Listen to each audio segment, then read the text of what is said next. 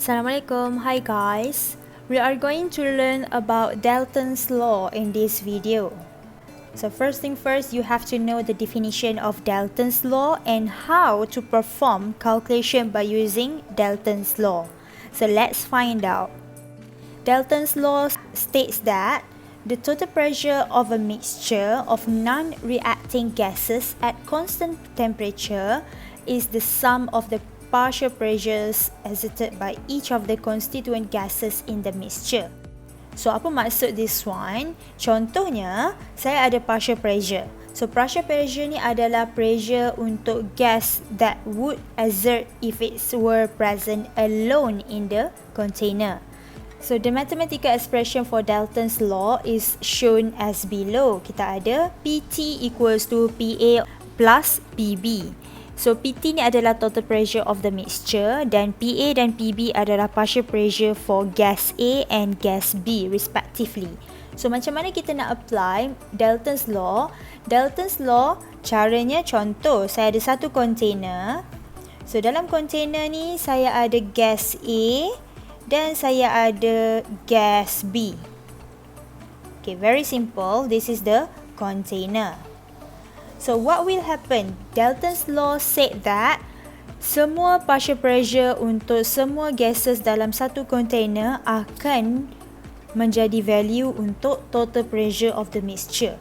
So for example, I have partial pressure for A is 5 atm, and then let's say I have partial pressure for B, I have 3 atm.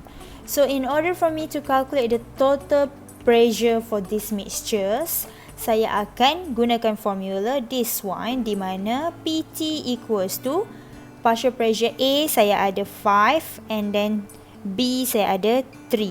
So dua ini saya akan tambah, saya akan dapat nilai total 8 atm.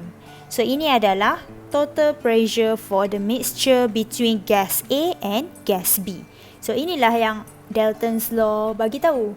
Dia punya mixture of gases can be determined the total pressure based on summation of all partial pressure for gases. So sekarang kita relate dengan example 10. So in a container contain a mixture of nitrogen gas and hydrogen gas. The partial pressure for nitrogen gas is 3 atm and the partial pressure for hydrogen gas is 2 atm. Macam mana saya nak keluarkan information? So contoh saya akan guna partial pressure for nitrogen like that, which is 3.0 atm, dan I have partial pressure for H2 hydrogen gas is 2.0 atm. One more information, temperature is 25 degrees Celsius. Then dia minta saya calculate total pressure, which is PT. So how to do this? My solution, I will use the Dalton's law equation di mana I got all of those information. Saya tambah saja, saya akan dapat 5.0 atm. So it's very simple. Seterusnya, we have Dalton's law di mana kita boleh manipulate Dalton's law ini.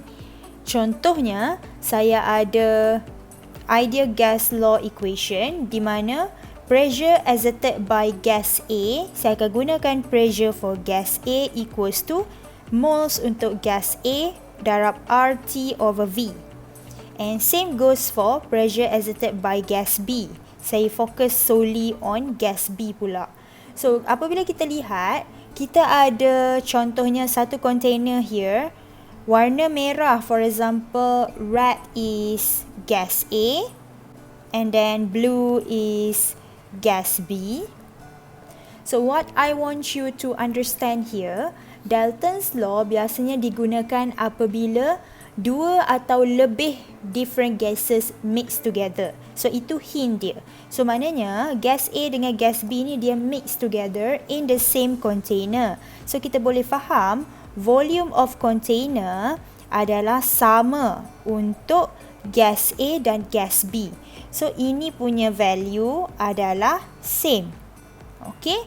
So daripada equation ini saya akan gabungkan menggunakan Dalton's law, di mana Dalton's law saya ada pressure total equals to partial pressure gas A plus partial pressure gas B. Dan tadi saya kan dah ada formula untuk ideal gas equation.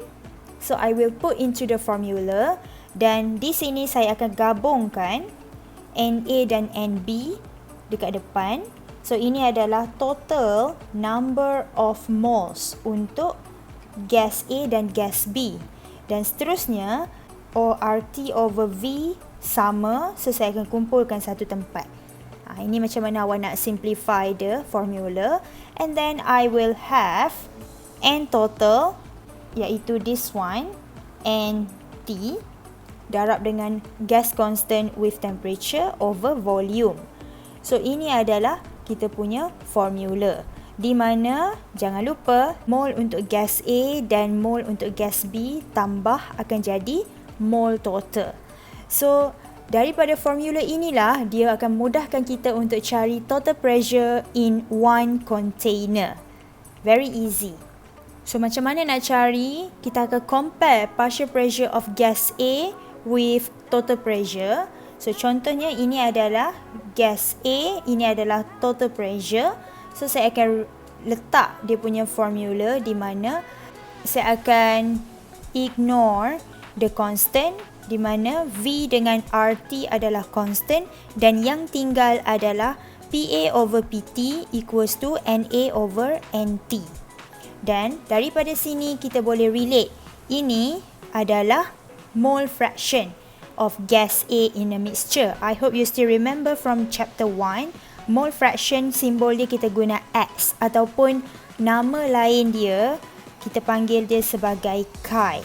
X ni sebagai chi. So chi for gas A equals to mole of gas A over total number of mole. Dan daripada sinilah partial pressure for gas A we can calculate based on equation. Partial pressure gas A equals to XA ataupun chi A darab dengan total pressure. So conclusion yang kita boleh relate sekarang, we don't even need to calculate volume, temperature and so on untuk formula Dalton's law daripada sini. Kita boleh je terus calculate based on this formula sekiranya kita sudah ada number of moles dengan total pressure. So maknanya boleh cari je terus partial pressure untuk each gases. So ini adalah untuk comparison between gas A dan total pressure. How about gas B? So case yang sama juga, di mana we will compare partial pressure of gas B with total pressure. I will have the same one, cuma saya tukar kat sini untuk B sahaja. And then saya akan ignore the constant sebab value dia sama. I will rearrange, dan mole fraction untuk gas B in the mixture is XB equals to NB over NT. Ataupun another one more, kalau ada dua sahaja gas dalam container tu, kita kan dah dapat untuk XA. So XB kita boleh faham equals to 1 minus mole fraction of XA. Sebab mole fraction nilai dia adalah 1 untuk semua container yang kita belajar daripada chapter 1 sebelum ni. Thus, final one, the conclusion, we can also get the specific formula to calculate the partial pressure of gas B equals to chi B darab dengan total pressure. So ini adalah derivation of Dalton's law based on partial pressure of two gases. So mari kita apply apa yang kita sudah belajar dalam example 11. Example 11 said that a mixture contains 0.1 mole of CO2. So I'm going to take out the information. Mole untuk CO2 is 0.10 mole. And then mole of O2. So NO2 equals to 0.3 mole. And then seterusnya dia minta calculate the partial pressure of gases if the total pressure is 760. So dia dah bagi PT iaitu 760 mm mercury. Dan dia minta saya cari partial pressure untuk semua gases. Sebab kita hanya ada dua sahaja gases, so saya perlu cari partial pressure untuk CO2 dan juga partial pressure untuk O2. So ini dua benda yang kita kena cari. So how to do this? We are going to use Dalton's law. Di mana Dalton's law said that based on information kita dapat, kita ada number of mole. So saya boleh terus gunakan this one, formula spesifik untuk O2. Saya masukkan mole untuk O2 over mole total. So dekat sini you can understand that NT adalah 0.1 tambah 0.3. So you will have 0.4 mole. So ini yang kita akan masukkan dekat sini. Darab dengan total pressure. So I will have partial pressure untuk O2 adalah 570 mm mercury. Untuk CO2 saya akan dapat 190 mm mercury. Ataupun kalau awak tak nak guna cara this one, awak boleh je gunakan cara di mana you tolak sahaja total pressure, tolak dengan partial pressure O2 yang you dapat, so that you will get the same value 109 mm mercury. Untuk soalan ini, adakah perlu saya convert kepada ATM untuk the pressure? The question doesn't state anything, so you can leave the answer in this unit as well. Kalau dia memang minta dalam ATM, you have to convert in ATM. So now let's continue example seterusnya, iaitu example 12. I have a sample of gas at 5.88 atm. So this is my pressure. 5.88 atm contains 1.2 gram CH4. So I have mass of CH4 iaitu 1.2 gram. And then seterusnya I have mass of H2. I have 0.4 gram. And the last one saya ada mass of helium iaitu 0.1 gram. So daripada sini dia minta saya calculate dua benda. Untuk soalan A, calculate partial pressure untuk semua gases in mixture. Dan seterusnya dia minta what is the partial pressure of CH4 and H2 if helium is removed. So let's do it one by one. So daripada information kita akan fokus bahagian solution untuk question A dahulu. Question A dia minta partial pressure. So partial pressure, ingat saya akan relate dengan number of mole.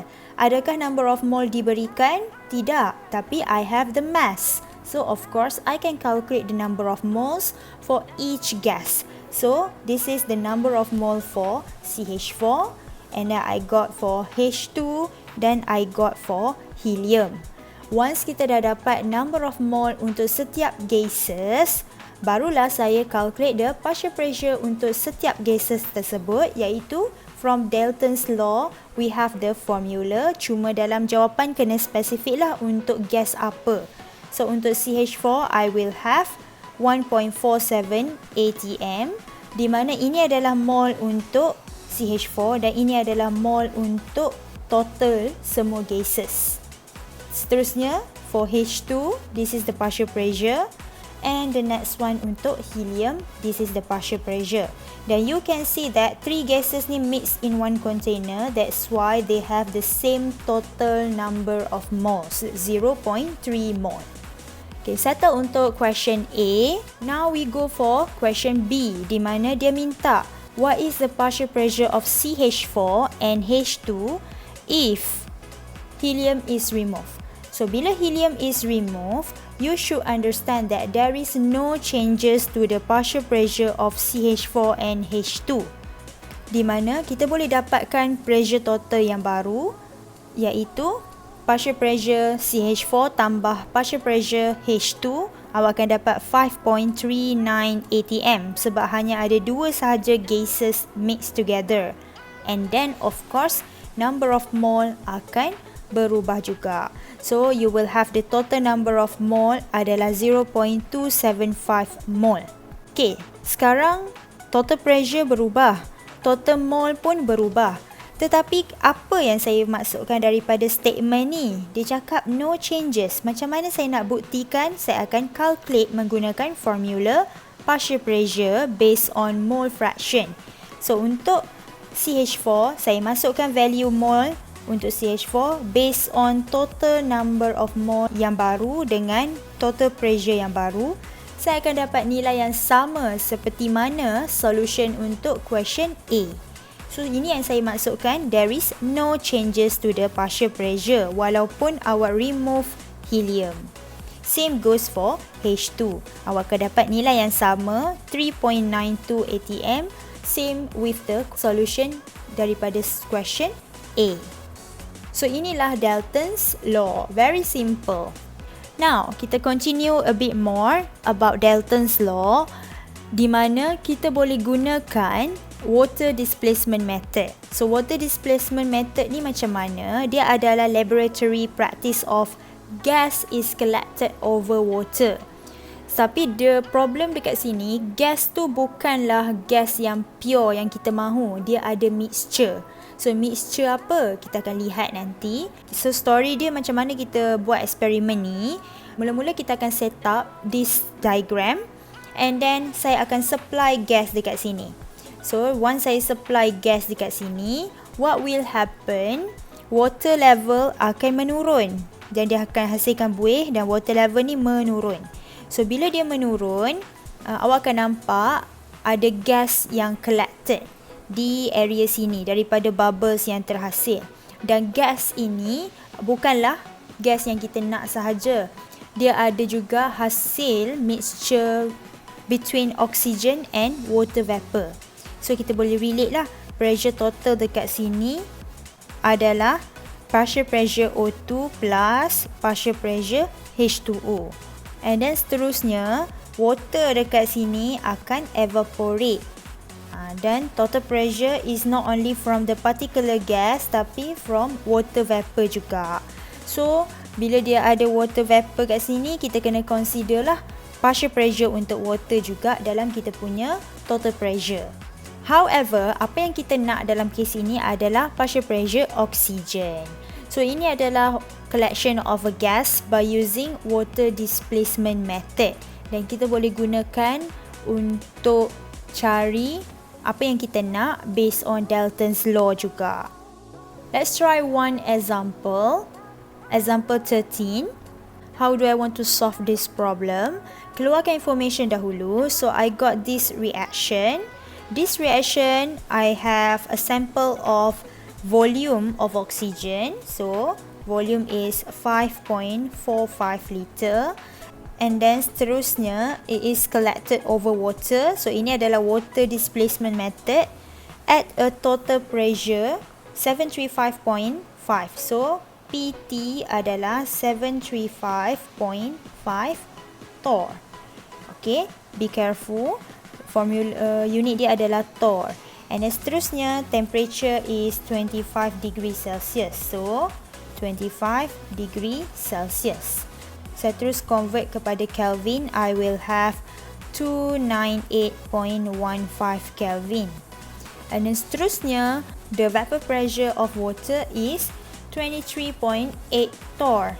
So saya ada P untuk H2O is 23.8 torr. Dan dia minta saya how many grams of oxygen have been collected. So ini adalah oksigen yang kita nak. And then dia minta grams, maknanya mass. So bila nak cari mass, kita mesti ada number of mole kan? So apa yang perlu kita buat dahulu, kita kena calculate dulu pressure untuk O2. Sebab Dalton's law dia akan relate dengan ideal gas law equation. So daripada ideal gas law equation, kita ada PV equals to nRT. So kita nak cari this one. Tapi maklumat yang kita ada hanyalah pressure dan volume dan juga temperature. So saya ada this one R, saya ada T dan saya ada V.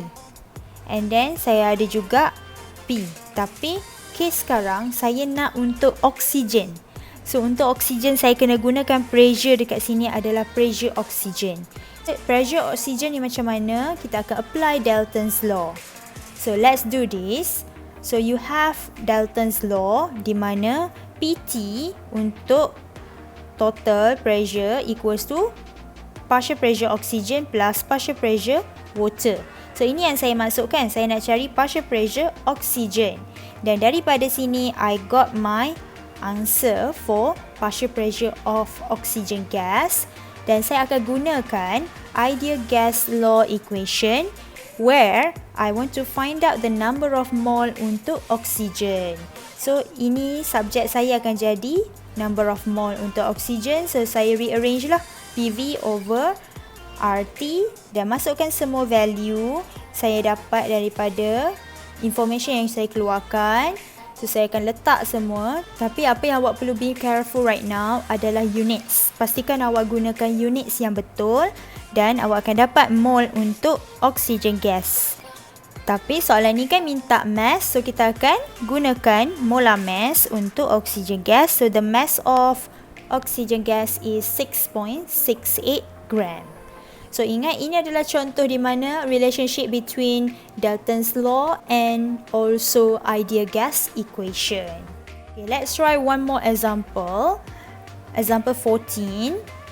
Kita nampak ada two flasks containing gas A and gas B. And then, if gas A and B do not react, what will be the total pressure when the valve is open here? Macam mana, apa akan terjadi dengan total pressure? Awak kena faham dekat sini. Sekarang, valve ini close. So, valve close. And then, what's next? You got the pressure and also the volume. Nampak, ini adalah volume, ini adalah pressure. So, kita nak apply Dalton's law tapi dia tak boleh directly macam tu. Awak kena faham. Sekarang, dia minta total pressure when the valve is open. So, bila valve is open, kita kena relate dua parameters ni. Dua parameters ni adalah antara pressure dengan volume. Di mana relationship between two parameters, pressure and volume adalah berkait rapat dengan Boyle's law. So, Boyle's law, kita tahu formula Boyle's law adalah P1V1 equals to P2V2. So, we are going to apply this one apabila valve open and you have to determine P total after valve open. So, ini yang soalan ni minta. So, keluarkan information dan kena faham apa yang soalan minta. So, how to do this? We have the solution. Calculate the partial pressure untuk gas A dahulu. So, partial pressure untuk gas A, we have P1V1 equals to P2V2. So, ini adalah formula daripada Boyle's law tau. So, you will have partial pressure gas A 2 atm. Kerana volume dia dah berubah ya after mix together. 10 tambah 5. So, you will have V2 is 15 dm3. Dan pressure untuk A after valve open adalah 2 atm. Seterusnya, pressure untuk gas B in mixture. Gunakan formula yang sama juga. Tapi case sekarang, untuk gas B lah. Kita ada 9 atm darab dengan 5 liter. Dan awak ada total volume selepas valve open. Kita kena tambah 10 tambah 5. So, the partial pressure for gas B adalah 3 atm. So, daripada sini, we will calculate the pressure total. Iaitu 5 atm daripada apa yang kita dapat di sini dan juga di sini. So, ini adalah relationship daripada Boyle's law.